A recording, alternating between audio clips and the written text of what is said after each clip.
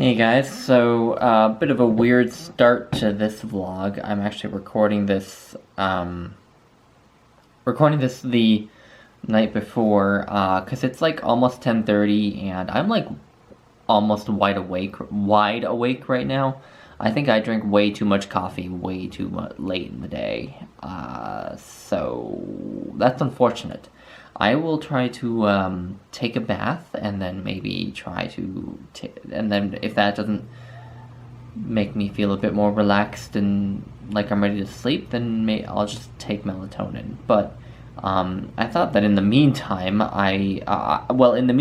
naturally, I decided to read since I couldn't sleep, and I finished Foucault, or Introducing Foucault, by Chris Horrocks and Zoran Jedovic, and yeah, so this turned out to be just okay, I think. I don't think it fully succeeds as an introduction to Foucault because, like I said yesterday, so many of these captions on each page and the dialogue boxes are so short that I don't feel like they can really do justice to the ideas that they're supposed to explain.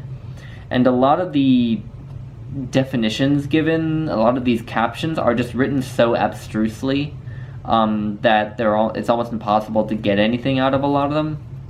And that just might be the nature of Foucault's thinking, that it's too complicated for something as so simplistic and short as this.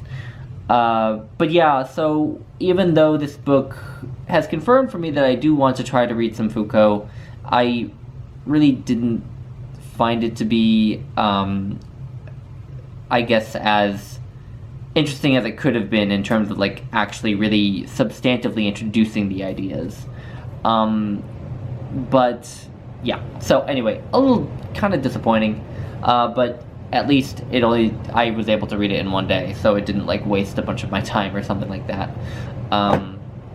So yeah, anyway, I'm gonna go take a bath and maybe read in the bath, I don't know, but anyway, I don't know if you'll be seeing another video from me from this evening.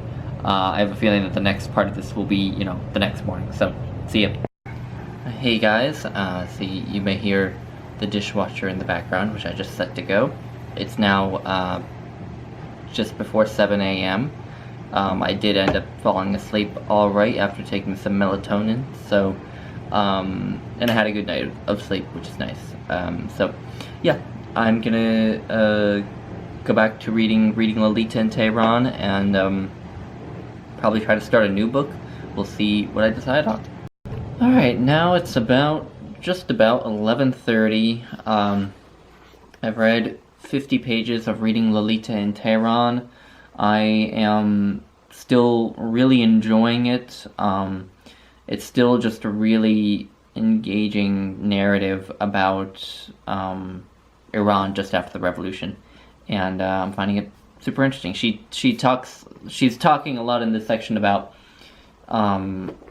how gradually the regime came closer and closer to forcing women to wear the veil at all times when they were walking about. It wasn't a law that was immediately instituted after the revolution. It sort of took some agitation on the part of religious fundamentalists to get the law passed, and there was a lot of opposition from more liberal people, especially women, and so it's interesting to kind of see that sort of gradual progression into what we think of the sort of Iranian regime is like now. But other than that, I don't have that much more commentary. I did start a new book. I started this, Wagner's Ring, Turning the Sky Around, Commentaries on the Ring of the Nibelung by M. Owen Lee, and this is a relatively short, commentary on the Ring Cycle by Richard Wagner, which I'm sure most of you have heard of and know something about. His cycle of 4 operas, all based on German and Norse mythology, and this is basically a series of essays about each opera. That there is a brief summary of each opera at the very beginning of each of the essays on each of the operas. But it mostly just, in each chapter on each opera, Lee just focuses on one particular theme that he thinks is crucial to understanding it and to understand the overall ring cycle in general, which I would prefer than some sort of a like scene by scene commentary, because those can get a bit tedious, I find. Yeah, getting some great insights. He just I read the chapters on Das Rheingold and Die Valkyrie, which are the first two, and in the one on Die Valkyrie, he does this interesting thing where he imagines a fifth opera in the ring cycle that is all about Wotan's background, and how Wotan got to have the power that he does have at the beginning of the ring cycle, and a sort of, it would be a sort of look at his motives and why he does what he does over the course of the ring cycle. And I just thought that was super interesting. He also talks about the sort of idea of original sin in Das Rheingold really interestingly. There was one passage that I marked off. He's talking about when Albrecht goes to steal the Rheingold and forge the ring. In the context of the ring cycle, it is sort of a original sin, sort of comparable to that of Adam and Eve in the Garden of Eden. And Owen Lee wrote this, and I really like this. At one stupendous evolutionary moment in prehistory, one of nature's creatures separated himself from the unconscious flowing and burgeoning of nature and became conscious of himself. Prometheus stole fire, Adam ate the apple. In his mythologies, man has forever after felt guilt about that sundering. For when he became conscious of himself, man was able to choose between good and evil, and he realized that he was flawed, striving for good but prone to evil. He had taken a momentous step forward, but something in him and in his myths still longed for that half-remembered union with unconscious nature, that innocence lost long ago. And I really like that. So I'm liking this. It's going by really, really quickly. I'm already halfway through it. I mean, it's short, so I'm hoping I can finish it today. That would be awesome. Yeah. But I haven't read more Isaiah Berlin. I haven't read In the Divine Comedy. But now what I'm going to do is I'm going to bake that banana bread and put together the ingredients for the sweet potato casserole. So I will vlog a little bit through those. So let's get to it.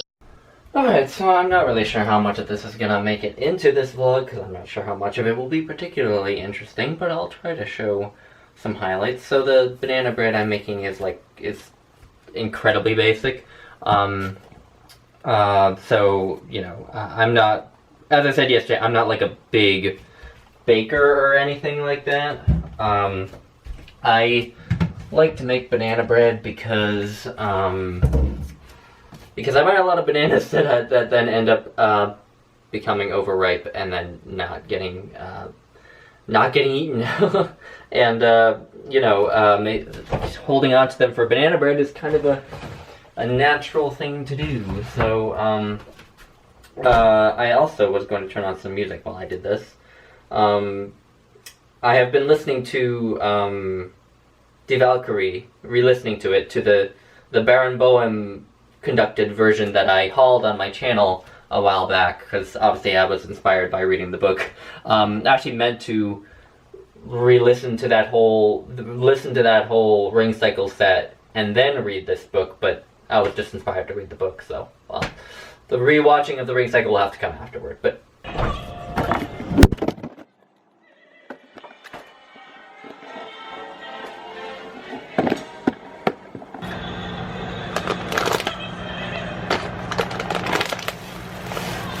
looking for vanilla extract up there.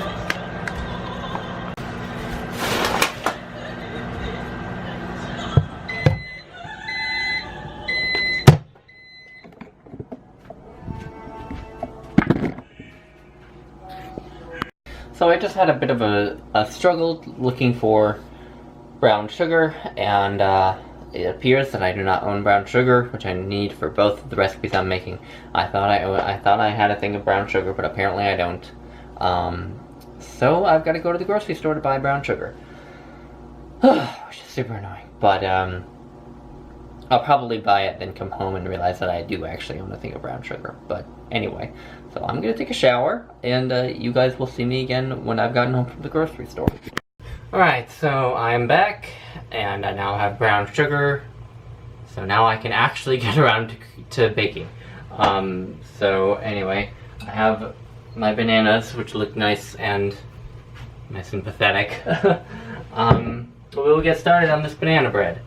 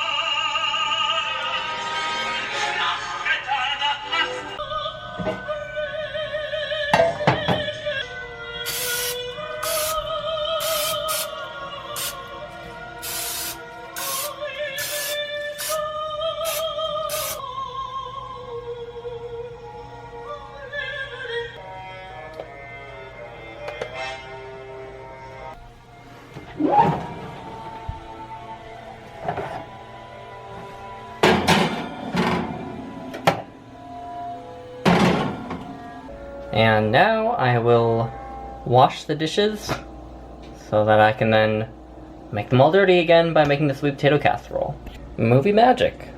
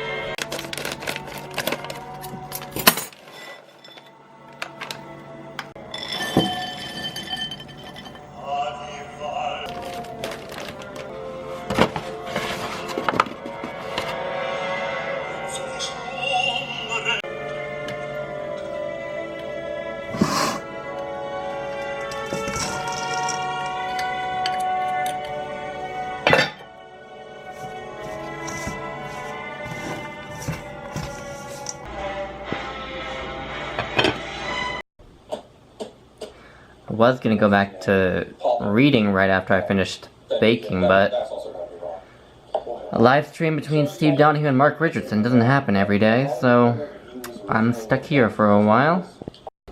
Stopping accountants with family members and firing loyal military aides every day because they don't suck up and cut their party.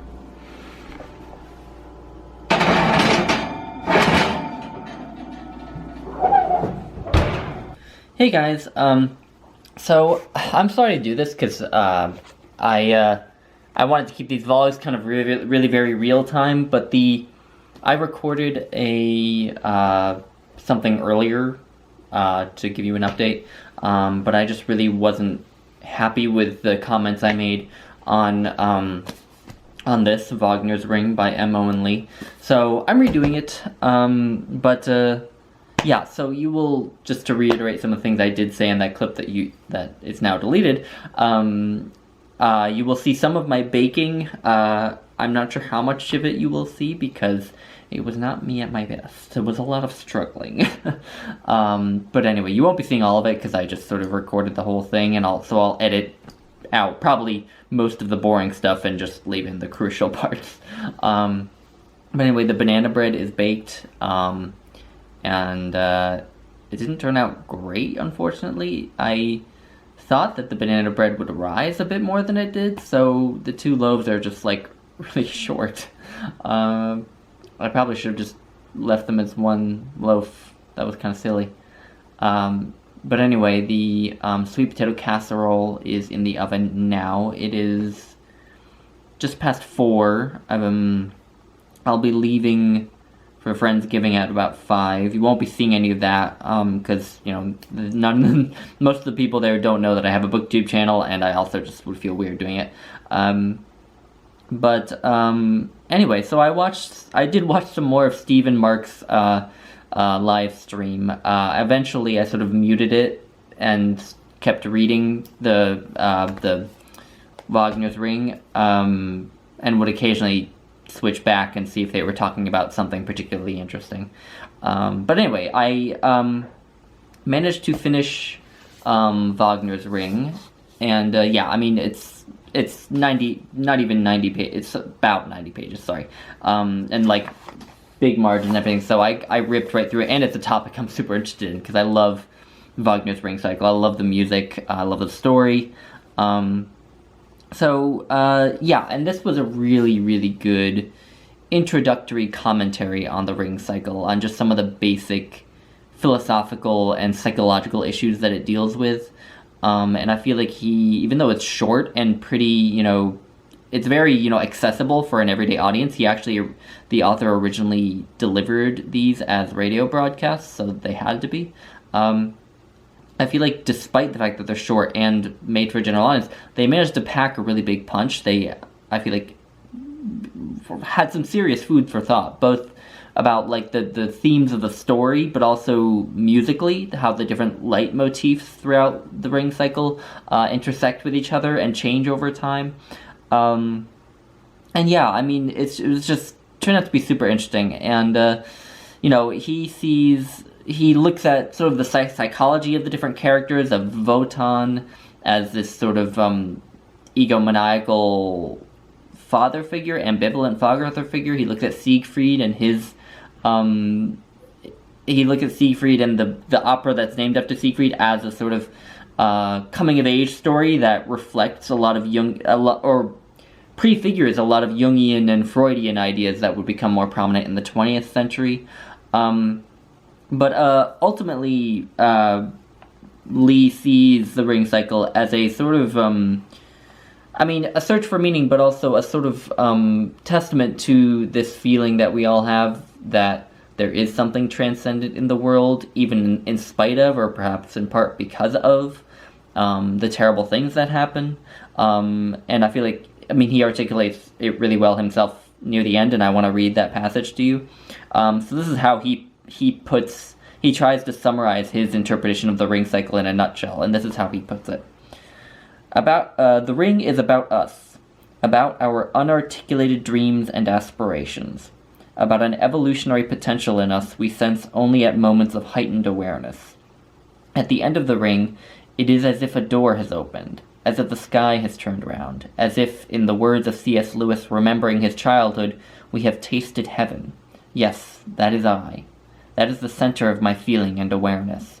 That expresses a longing in me I hardly know I have.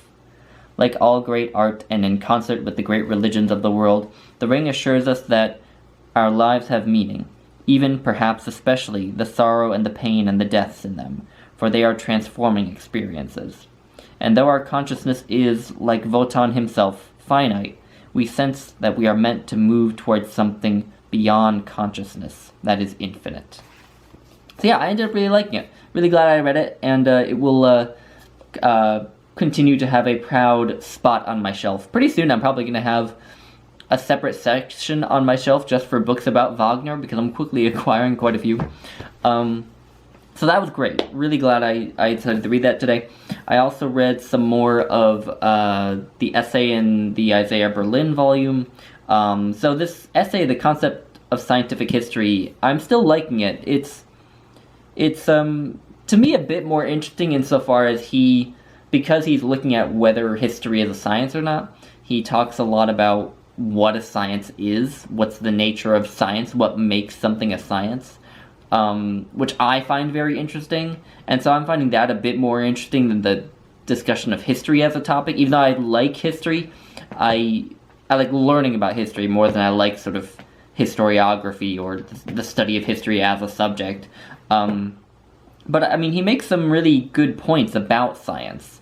One of the points he makes is that the more precisely that you can determine a scientific theory, the more precisely you can use a model to make and test predictions, the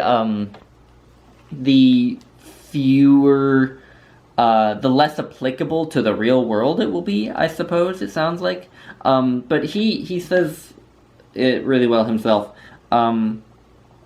So he says, given the world as it is, the utility of a theory or a model tends to vary directly as the number of cases, and inversely as the number of characteristics which it succeeds in covering.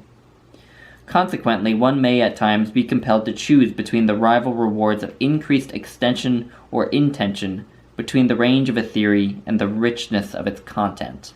So, the more complex a theory is, in some ways, it may explain more of the observations we make, but it may be less useful in terms of making predictions that we can test, or that might be useful in helping us deal with the world. But on the other hand, if it's too precise and too parsimonious, then the number of cases that it applies to will be so few, then it may also be somewhat not useful. I don't know if anything I just said made any sense to anyone, but I'm finding the essay interesting anyway. So yeah, and I've read my 2 cantos of the Divine Comedy. I haven't talked really about the Divine Comedy. I'm going to, once I finish the Purgatorio, which I should this weekend, probably Saturday or Sunday, I should be finishing up the Purgatorio. When I do, I will give you some impressions of the Purgatorio as a whole, but, I haven't wanted to bore you guys with my thoughts on, 2 cantos of the Purgatorio. So yeah, anyway, I have now read 160 pages with the Wagner book and my reading Lolita combined with the Isaiah Berlin. Or no, I've read more than that. I've read 175 pages, if you include the Dante. So yeah, I'm 25 pages away from my goal of 200, or my supposed goal of 200, so we'll see if I get to 200. If not the end of the world. You guys might not hear about that reading until very late in the day when I've gotten back from the Friendsgiving, because basically the casserole is going to come out of the oven and then I'm going to leave. So, anyway, hopefully I'll talk to you guys one more time, but if not, then see you later.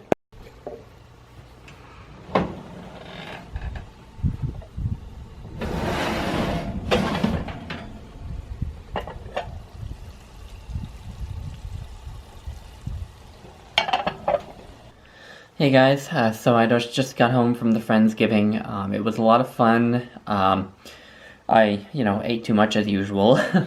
I always sort of feel like I've gained like 5 to 10 pounds after Thanksgiving, for the next like 3 days or so, but then within like a week I feel normal again. So, yeah, right now I'm feeling a little dirty after eating a lot, but, I will recover. By the way, I forgot to say Happy Thanksgiving at the beginning of the video, so I will say it now. I hope everyone in America who celebrates Thanksgiving has had a nice Thanksgiving. Or if you haven't celebrated Thanksgiving, then I hope you've had a nice day anyway. So yeah. Anyway, I'm not gonna go on for much longer. I'm not gonna read anymore tonight. I'm just gonna chill out for a while before going to sleep. But and I will also edit this and hopefully post it. So anyway, I will see you all tomorrow. Bye, guys.